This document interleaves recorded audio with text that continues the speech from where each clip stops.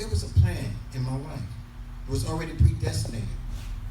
Sometimes I couldn't even tell my dreams or my story because I couldn't understand. I couldn't hardly interpret, but I saw it. Sometimes I want to know whether the dream was real. But as I read the Bible said that your life was already predestinated. You just have to know how to walk it. You just got to know how to plug into it. So as I'm journeying in my life, as I read the Bible, I became almost all the characters in the Bible. All right? My favorite one was Jonah because I've been running. I've been running from God's primary purpose in my life to get more closer to Him, to love on Him. He had a job for me to do. I'm running. And I believe in that it called fear, that fear factor. Because I was so much afraid because I wanted to be part of the world. I didn't want them to know that I know Jesus and I know God because my friends know would not accept me. Because I'm in the world. See, Satan don't tell you when you're in the world what's out there for you. He didn't tell you there's three things in life when you're in the world. Jail, institution, and death. He didn't tell you which one you're going to get. You might wind up all three of them. And I wind up with all three of them. Locked up. I tell you my testimony. OD. That's my death. They're locked up. Institution, I had a nervous breakdown. But God had His hand on me. Because a lot of people say, you could have been dead by now. Look at God. Look at me. I could have been dead by now. But God had His hand on me for a reason and a purpose of life. But I just didn't know because I didn't want to plug into it. Because I kept on running. After enjoyment was in the world, I found out, no, it's hell and it's pain. So as I got more closer to surrender to God, we had one, of course, take my will back, self-will, take my will back. I wanted to surrender, but still took my will back.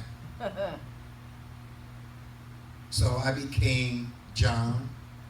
I became Mark, Peter, all of them. My last one that I love so much is Paul. Paul.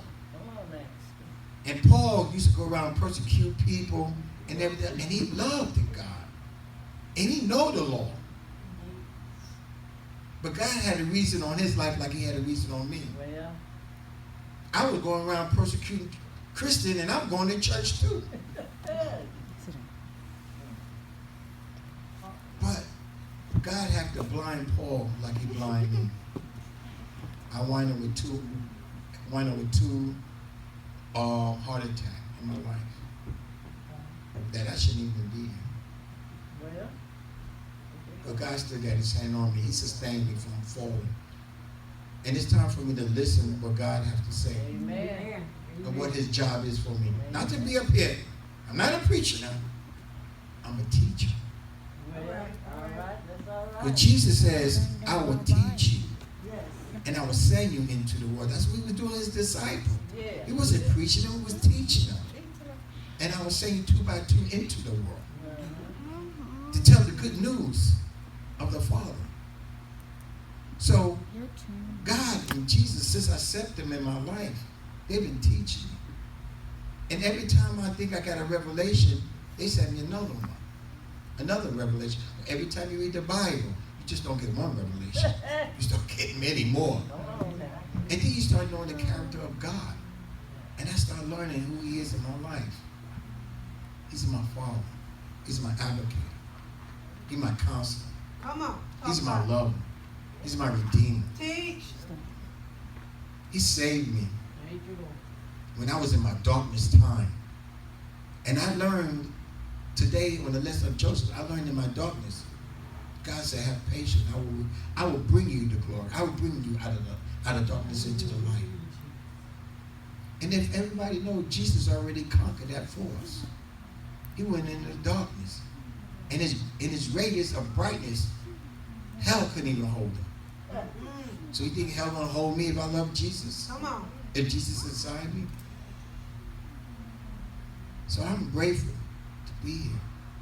I'm grateful to stand in front of y'all to say to anybody, I love the Lord all the time.